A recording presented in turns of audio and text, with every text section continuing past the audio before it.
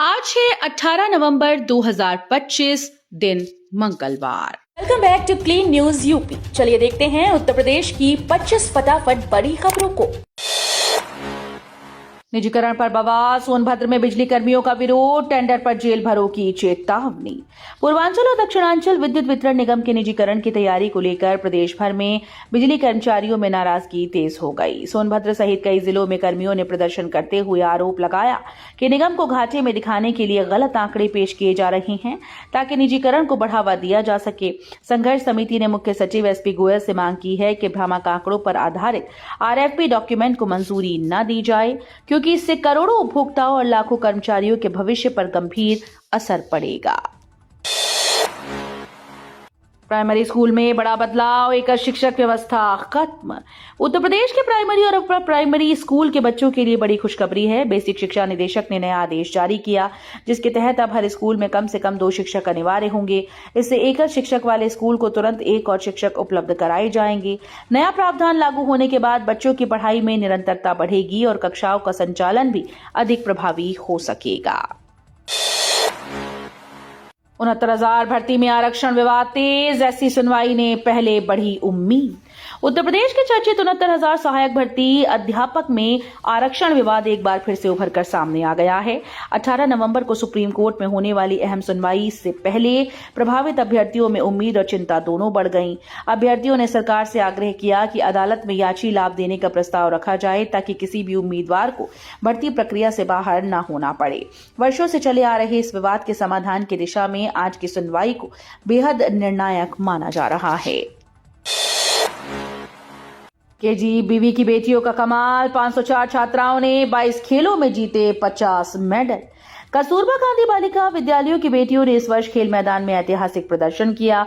वर्ष 2025-26 की विद्यालयी खेल प्रतियोगिताओं में केजीबीवी की 504 छात्राओं ने 22 खेल विधाओं में दम दिखाते हुए कुल 50 मेडल, 5 स्वर्ण, 10 रजत और 35 कांस्य अपने नाम किए। प्रदर्शन इतना उत्कृष्ट रहा कि 24 बालिकाओं का चयन राज्य स्तरीय टीम के लिए हो चुका है। Hockey, football, kabaddi, judo, taekwondo, athletics समेत कई बड़े खेलों में बेटियों ने कौशल, फुर्ती और आत्मविश्वास से सभी को प्रभावित किया। यूपी के 2.82 लाख किसान पीएम किसान निधि से हो सकते हैं वंचित। उत्तर प्रदेश में 2,82,041 किसान पीएम किसान सम्मान निधि की 21वीं किश्त से वंचित हो सकते हैं। इसकी मुख्य वजह है फॉर्मर रजिस्ट्री तैयार न कराना। योजना के तहत कुल 7,34,349 लाभार्थियों को रजिस्ट्री पूरी करनी है, जिसमें अब तक 4,52,308 ने इसे पूरा किया है। किसानों को जल्द फॉर्मर रजिस्ट्री तैयार करानी होगी ताकि 19 नवंबर को मिलने वाली धनराशि उन्हें मिल सके। सरकार ने साफ चेतावनी दी है कि रजिस्ट्री अधूरी रहने पर कोई भी किसान इस किश्त का लाभ नहीं ले पाएगा। अमेठी में बिजली राहत योजना, बकाया बिलों पर मिलेगी भारी छूट।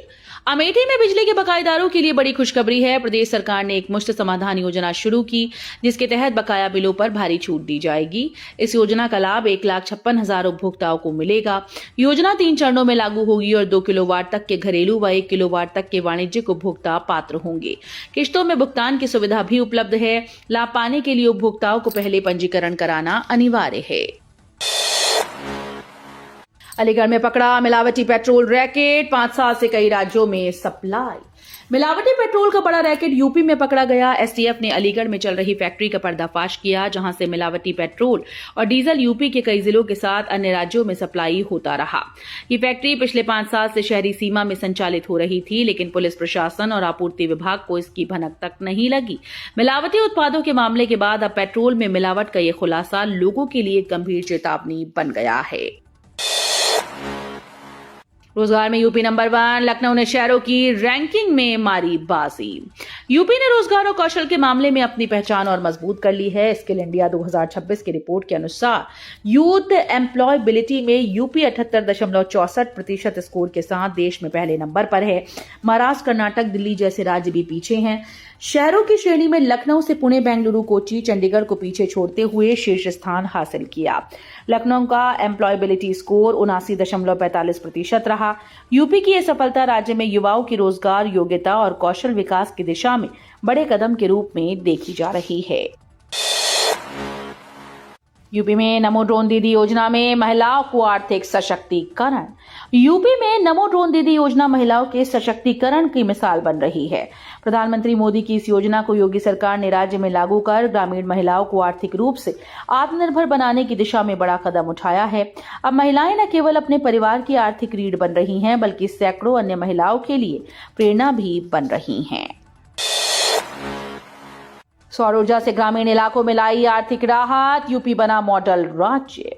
उत्तर प्रदेश में पीएम सूर्यघर योजना ने ग्रामीण और पिछड़े इलाकों की तस्वीर बदल दी है। सौर ऊर्जा आधारित इस योजना ने किसानों, छोटे व्यापारियों और आम नागरिकों को आर्थिक राहत दी। मुख्यमंत्री योगी आदित्यनाथ के नेतृत्व में योजना का क्रियान्वयन तेजी से हुआ और यूपी ने राष्ट्रीय स्तर पर शीर्ष प्रदर्शन किया। अधिकृत आंकड़ों के अनुसार अब तक 2,75,936 घरों पर रूफटॉप सोलर संयंत्र स्थापित किए जा चुके हैं। ये योजना न केवल ऊर्जा बचत में मदद कर रही है, बल्कि ग्रामीण जीवन को रोशन कर रही है। 423 करोड़ से बदलेगी संभल की तस्वीर, तीर्थ और पर्यटन विकास को मिली बड़ी रफ्तार। उत्तर प्रदेश के संभल जिले के विकास को नई गति मिलने जा रही है। मुख्यमंत्री योगी आदित्यनाथ ने 423 करोड़ रुपए की योजनाओं को तेजी से आगे बढ़ाने के निर्देश दिए। वीडियो कॉन्फ्रेंसिंग के माध्यम से हुई बैठक में उन्होंने संभल को बड़ा तीर्थ और पर्यटन केंद्र बनाने के लिए 15 मुख्य बिंदुओं पर तत्काल कार्रवाई का आदेश दिया। आवास, स्वास्थ्य, न्याय, सुरक्षा, सड़क निर्माण जैसे क्षेत्रों में परियोजनाओं को प्राथमिकता मिलेगी।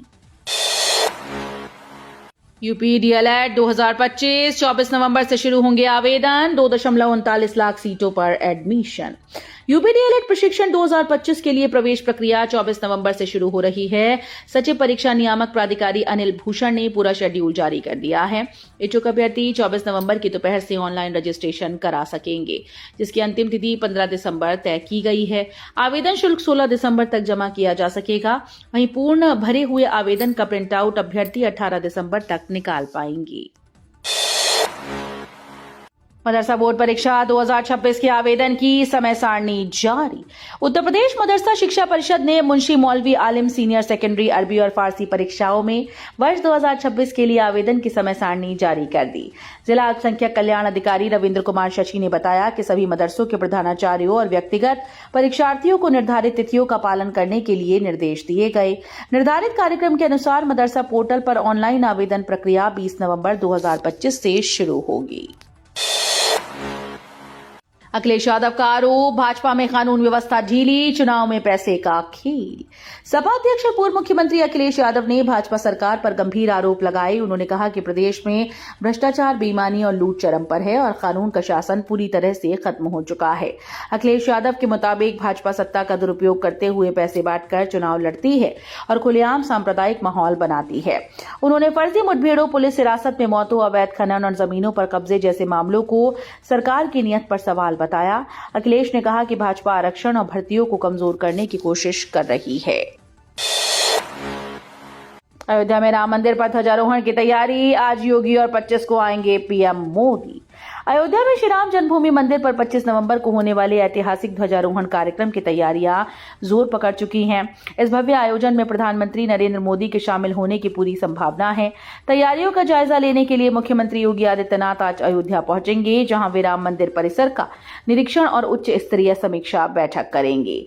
ध्वजारोहण के बाद मंदिर के मुख्य निर्माण कार्य को पूर्ण माना जाएगा।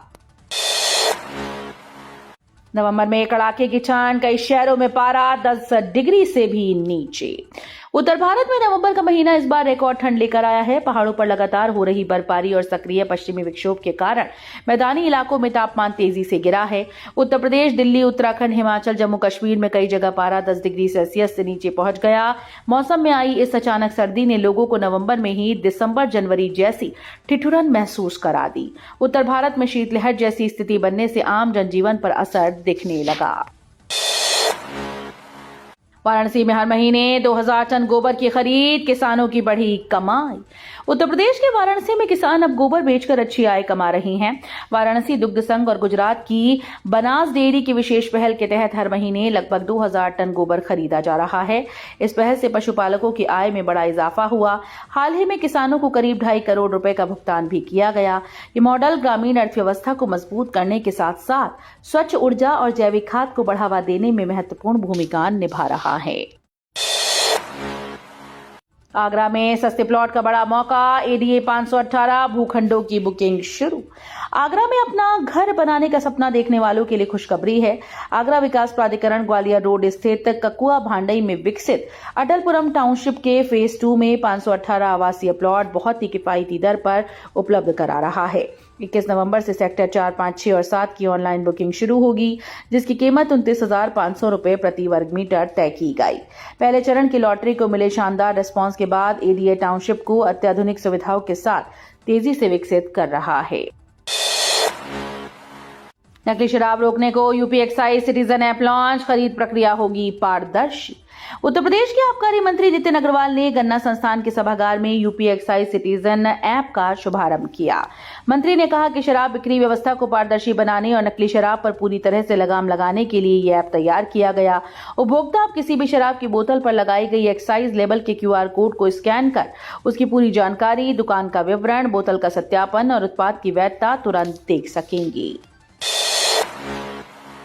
गौतम बुद्ध नगर हादसा और सोनभद्र खदान त्रासदी में मौतें बढ़ी, खनन माफिया गिरफ्तार। यूपी में 2 बड़े हादसों ने गंभीर हालात पैदा कर दिए हैं। गौतम बुद्ध नगर में तेज रफ्तार ट्रैक्टर ने 2 बाइक्स को रौंद दिया, जिसमें देवर भाभी समेत 3 लोगों की मौत और 2 बच्चों के घायल होने की पुष्टि हुई। वहीं सोनभद्र के कृष्णा माइनिंग खदान में 100 फीट पहाड़ ढहने से अब तक 6 मजदूरों के शव निकाले जा चुके हैं और कई अभी भी मलबे में दबे होने की आशंका है। रेस्क्यू जारी है। घटना के बाद अवैध खनन के खुलासे में खनन माफिया मधुसूदन सिंह को गिरफ्तार किया गया। सीएम योगी ने एसएसएफ द्वितीय वाहिनी का निरीक्षण कर जून 2026 तक कार्य पूर्ण करने के निर्देश। मुख्यमंत्री योगी आदित्यनाथ ने गोरखपुर में यूपी विशेष सुरक्षा बल की द्वितीय वाहिनी के निर्माण कार्यों का स्थलीय निरीक्षण किया। उन्होंने पहले मॉडल का अवलोकन किया, फिर निर्माण स्थल पर जाकर विभिन्न व्यवस्थाओं, प्रगति और मैन पावर की जानकारी ली। लोक निर्माण विभाग ने बताया कि काम अक्टूबर 2026 तक पूर्ण होगा, लेकिन मुख्यमंत्री ने गुणवत्ता से समझौता किए बिना निर्माण की रफ्तार बढ़ाने के निर्देश दिए। उन्होंने स्पष्ट कहा कि प्रशासनिक भवन, बैरक और अन्य इंफ्रास्ट्रक्चर जून 2026 तक तैयार करने का लक्ष्य रखा जाए। यूपी बस स्टेशन पर बाहरी राज्यों की बसेस से अब ज्यादा पार्किंग शुल्क। उत्तर प्रदेश राज्य सड़क परिवहन निगम ने बस स्टेशन पर दूसरे राज्यों से आने वाली बसेस के लिए पार्किंग शुल्क बढ़ाने का फैसला किया। अब यूपी में वही शुल्क वसूला जाएगा जो अन्य राज्य यूपी की बसेस से लेते हैं। बढ़े हुए राजस्व का उपयोग यात्रियों की सुविधाएं बढ़ाने में किया जाएगा, जिसमें बेहतर बैठने की व्यवस्था, स्वच्छ पेयजल, ठंडी हवा और साफ सुथरे टॉयलेट शामिल हैं। इसके साथ ही नई बसेस भी तैनात की जाएंगी। गाजियाबाद में मॉडल शॉप की सुविधा, एक ही जगह राशन से लेकर सर्टिफिकेट तक। गाजियाबाद में अब लोगों को एक ही दुकान के अंदर राशन, सामान्य सामान और जन सेवा केंद्र की सुविधाएं एक साथ मिलेंगी। पूर्ति विभाग शहर में 4 जगह अन्नपूर्णा भवन यानी मॉडल शॉप बनाने जा रहा है। इसके लिए नगर निगम ने ढरगल, शाहपुर और घुकना में 400-400 वर्ग मीटर, जबकि डूडा हेडा में 300 वर्ग मीटर भूमि चिन्हित कर रिपोर्ट भेज दी। यहां दवा, जन्म मृत्यु प्रमाण पत्र और अन्य सरकारी सेवाएं भी उपलब्ध होंगी। माध्यमिक शिक्षकों को मिलेगा साइबर सिक्योरिटी प्रशिक्षण। उत्तर प्रदेश के माध्यमिक विद्यालयों में अब शिक्षक और कर्मचारी साइबर सुरक्षा के प्रति पूरी तरह जागरूक बनाए जाएंगे। महानिदेशक स्कूल शिक्षा ने निर्देश दिए कि सभी कर्मचारी मिशन कर्मयोगी भारत पोर्टल पर उपलब्ध साइबर सिक्योरिटी पाठ्यक्रम पूरा करें। मंडलीय विज्ञान प्रगति अधिकारी डॉक्टर दिनेश कुमार जायसवाल के अनुसार इस प्रशिक्षण का उद्देश्य डिजिटल दुनिया में सुरक्षित रहने की क्षमता बढ़ाना है। शिक्षकों को मिलने वाला ये ज्ञान विद्यार्थियों के लिए भी मददगार साबित होगा। भारतीय नौसेना को नई शक्ति, 24 नवंबर को शामिल होगा पनडुब्बी रोधी युद्धपोत माही। भारतीय नौसेना की ताकत एक बार फिर से बढ़ने जा रही है। 24 नवंबर को पनडुब्बी रोधी युद्ध के लिए तैयार शैलो वाटरक्राफ्ट माही नौसेना में औपचारिक रूप से शामिल किया जाएगा। ये युद्धपोत उतले समुद्री क्षेत्रों, तटीय इलाकों और नदी मुहाने में ऑपरेशन के लिए विशेष रूप से डिजाइन किया गया है। माहे टारपीडो, मल्टी रोल पनडुब्बी रोधी मिसाइल, उन्नत रडार और सोनार सिस्टम से लैस है। तो ये थी आज की 25 फटाफट बड़ी खबरें। अगर आपको न्यूज पसंद आई हो तो वीडियो को लाइक और शेयर जरूर करें। धन्यवाद।